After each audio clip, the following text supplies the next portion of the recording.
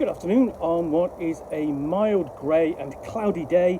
It is Thursday the 13th of June. I'm in the reading Nook with a nice hot cup of tea and a big stack of things, quite a heavy stack actually, of things to unbox. So what I'm going to unbox now is, this is Big Terror in the Streets. It's from Lamentations of the Flame Princess, and it's a box set by Kelvin Green. It's one of the few box sets that Lamentations of the Flame Princess has published, so it's going to be pretty special. So let's have a look inside.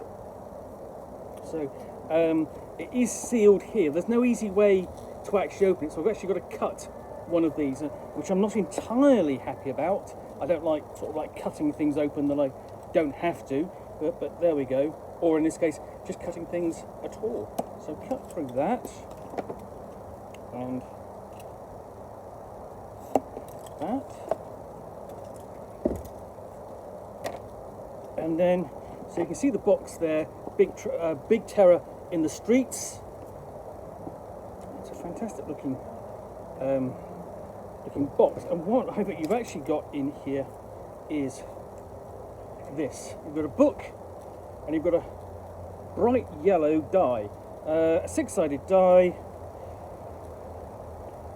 with different faces on it, essentially reactions, I suspect, to what's going on, basically with regard to the big trouble in the streets.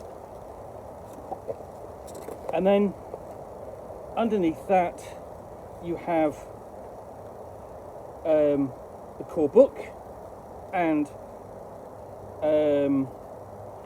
basically another mini set of adventures for the same setting, and surprisingly for Lamentations of the Flame Princess, some handouts. Now this is not to say that there aren't handouts in Lamentations of the Flame Princess role-playing products, but rather they don't come separate. They're generally, you've got to print them out. So we've got letters like that,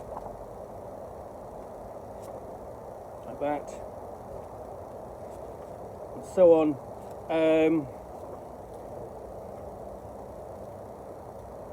You've got some number of cardboard standees. Those are a little flimsy in comparison to perhaps the cardboard standees that you might be used to, especially if you bought any cardboard standees from somebody like Steve Jackson Games.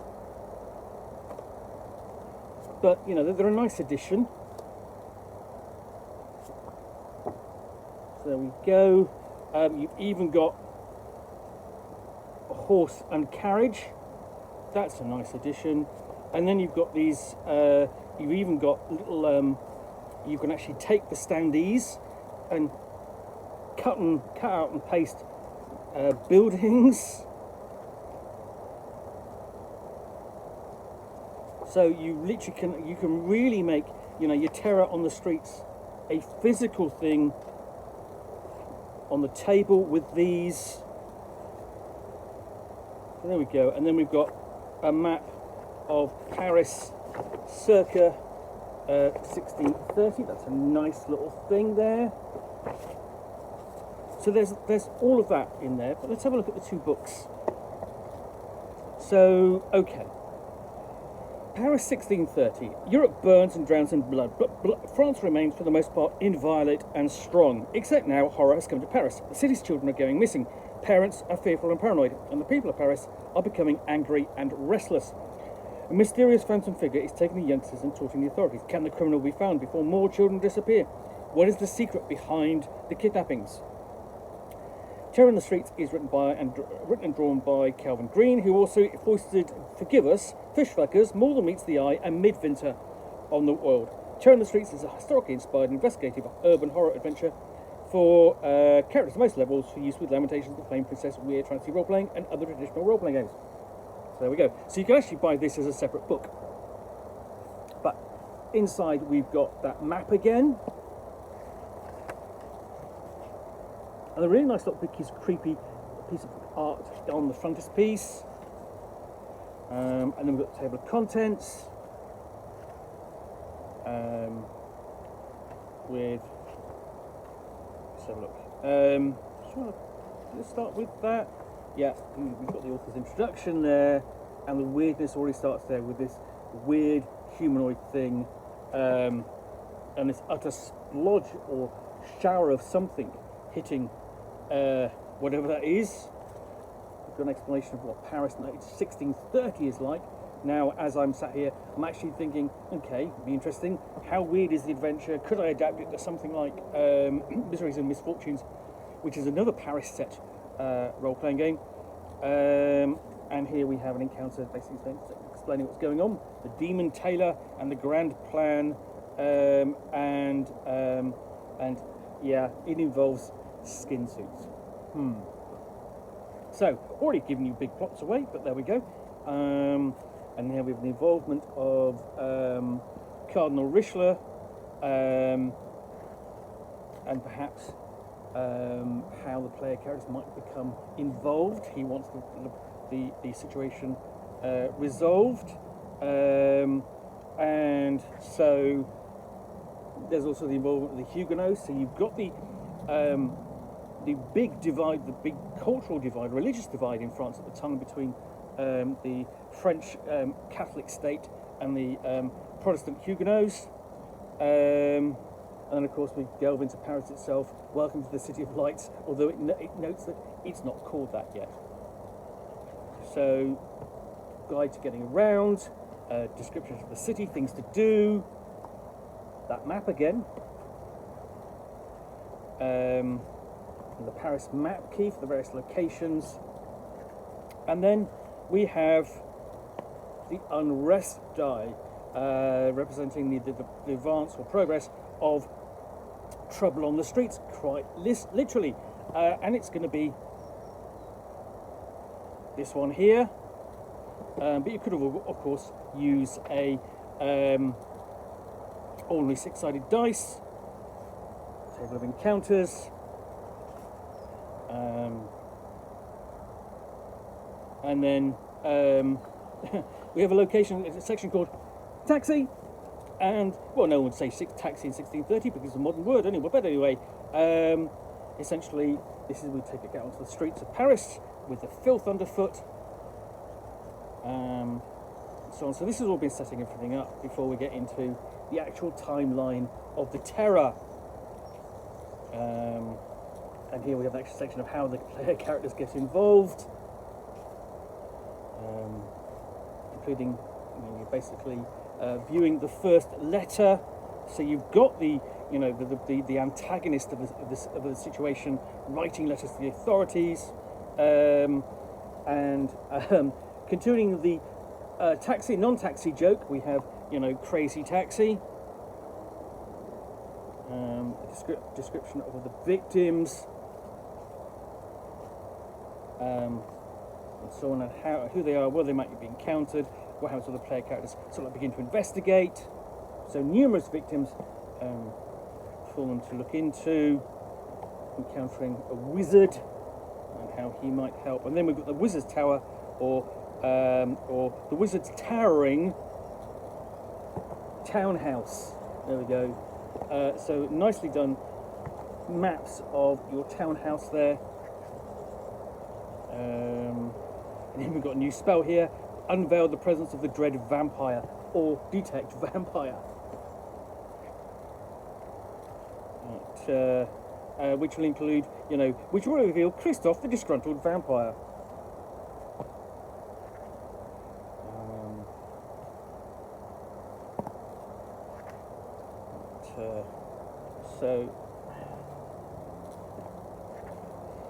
We've got the location with the barrel. I mean, basically, so you've got different little mini adventures in here. The fact that they go to a house with a vampire in it, I think, is incidental rather than necessary part of the plot. So they've investigated all the first 6 missing victims, and then there's a second letter. And we yet build up with more and more victims.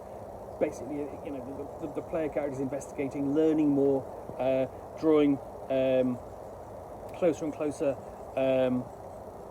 to the antagonist, to the perpetrator of these crimes, the final letter. And then as the trouble grows, basically the streets are being barricaded, there'll be checkpoints instituted, and the player characters may well encounter the Court of Miracles, an actual proper thieves guild like you always wanted. So I've got their base described.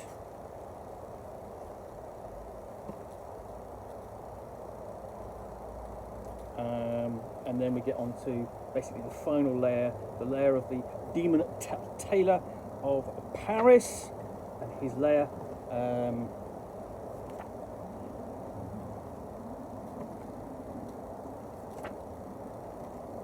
And that brings the adventure to a close, but we also have an appendix, and with Le Perfidie Angleterre, or the English perfidy, that these are optional elements, can be added, as can the Grand Châtelet. Another nice map for that. Appendix 3, throwing in the musketeers because you can.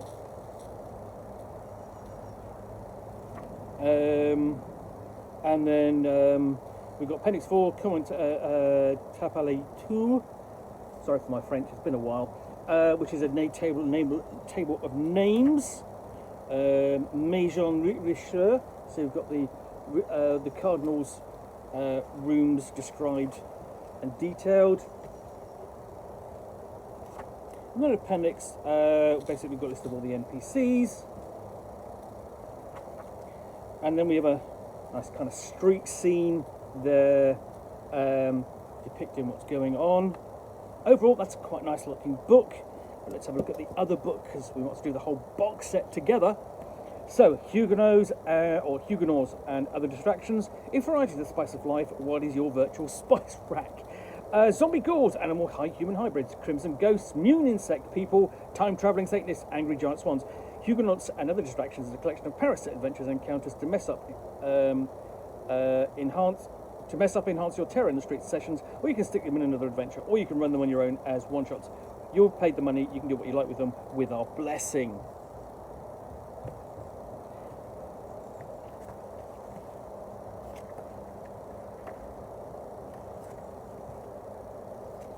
So this is a much smaller book. You've got the author's introduction and an overview of the various factions. So look at the Huguenots. So basically, these are the space-going Huguenots. Got inspired by the idea that you can basically use geese or swans to fly you to the moon.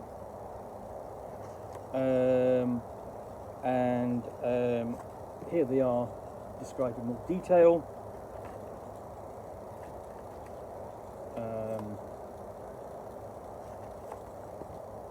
You've got description of the rock, and then you've actually got the Flame Princess there in action. You got another nice addition, which is a plan of the Tuileries Garden, and then Fly Me to the Moon, of course. So that's one fantastic adventure where they will meet the Selenites and delve into the caves. So essentially, this is sort of like as part H.G. Wells' Man in the Moon, as much as it is an adventure for Lamentations of the Flame Princess.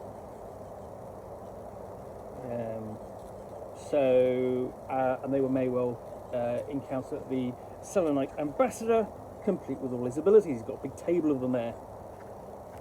And there's the vista of the moon, which, in its choice of colours, really does remind me of Tintin on the Moon. On that front cover with a big rocket. And then we've got some time-travelling Satanists. Involving ghoulish ghouls. and the network of tunnels. And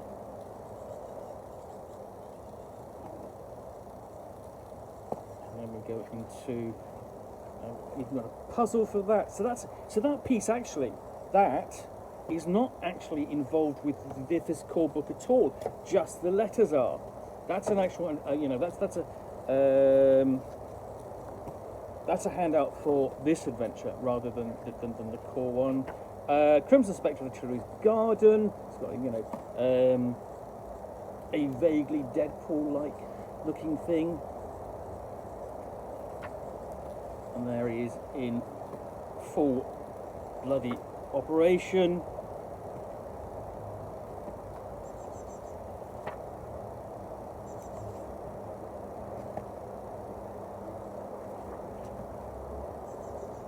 And some weird kind of dog and cat people brings this whole thing to a close. Yeah. So yeah, that's the kind of more weirdness as you would expect from Lamentations of the Flame Princess fantasy role-playing. So I absolutely like the look of it. In general, I do enjoy the books for Lamentations of the Flame Princess written by Kelvin Green. They're usually entertaining and fun.